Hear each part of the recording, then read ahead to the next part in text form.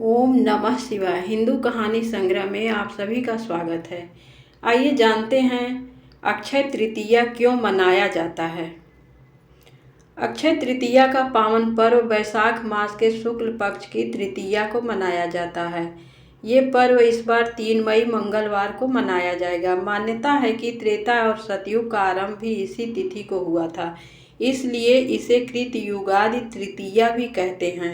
अनेक शास्त्रों के अनुसार इस दिन स्नान, दान, जप, होम, स्वाध्याय, तर्पण आदि जो भी कर्म किए जाते हैं वे सब अक्षय हो जाते हैं। यह तिथि संपूर्ण पापों का नाश करने वाली और सभी सुखों को प्रदान करने वाली मानी गई है। इस तिथि की अधिष्ठात्री देवी पार्वती हैं। स्वयं सिद्ध अबूझ मुहूर्त है ये तिथि। बिना पंचांग देखे भी इस दिन कोई भी शुभ मांगलिक कार्य जैसे विवाह, गृह प्रवेश, घर, भूखंड या वाहन आदि की खरीदारी से संबंधित कार्य किए जा सकते हैं। इस तिथि को गृह प्रवेश करना बेहद ही लाभदायी और पुण्यदायी माना गया है। कहते हैं इस दिन गृह प्रवेश करना मतलब घर में माँ लक्ष्मी का हमेशा वास रहता है और घर में संतान सुखी, हर आरोग्य लाभ होता है।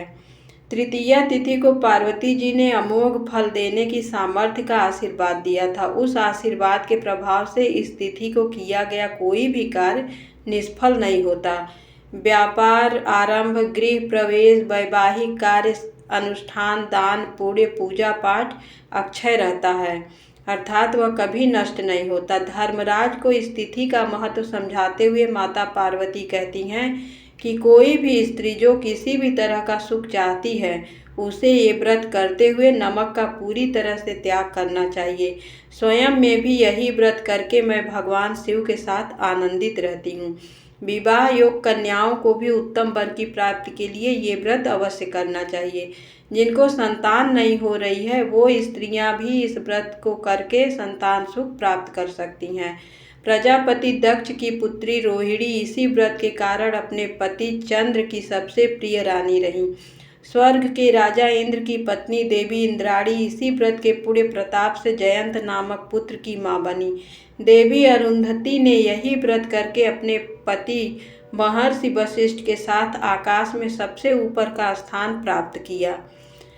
शास्त्रों के अनुसार इस माह में प्याऊ लगाना, छायादार वृक्ष की रक्षा करना, पशु पक्षियों के खान पान की व्यवस्था करना, राहगीरों को जल पिलाना जैसे सत्कर्म मनुष्य के जीवन को समृद्धि के पथ पर ले जाते हैं। इस दिन आप अपने छत पर या किसी वृक्ष के नीचे किसी पात्र में पानी रख सकते हैं। पशु पक्षियों के लिए अपने छत पर या कहीं भी अनाज दाना बिखेर सकते हैं पशु पक्षियों के लिए। वैसे तो ये पूरे वैशाख माह में करना चाहिए, इसका बहुत ही पुण्यदायी फल मिलता है। स्कंद पुराण के अनुसार इस माह में जल दान का सर्वाधिक महत्व है, अर्थात अनेकों तीर्थ करने से जो फल प्राप्त होता है वह केवल वैशाख मास में जलदान करने से प्राप्त हो जाता है। इसके अलावा छाया चाहने वालों को छाता दान करना और पंखे की इच्छा रखने वाले को पंखा दान करने से ब्रह्मा, विष्णु और शिव तीनों देवों का आशीर्वाद प्राप्त होता है।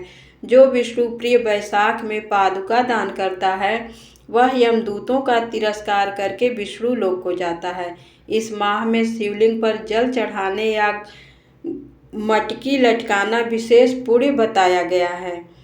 अक्षय तृतीया के दिन सूर्योदय से पूर्व उठकर गंगा या किसी भी पवित्र नदी अथवा घर में ही गंगा जल मिलाकर आप स्नान करने के बाद भगवान विष्णु एवं माँ लक्ष्मी की शांत चित्त होकर पूजा करने का विधान है। इस दिन लक्ष्मी नारायण की पूजा सफ़ेद पीले रंग के कमल या गुलाब के पुष्प से करनी चाहिए।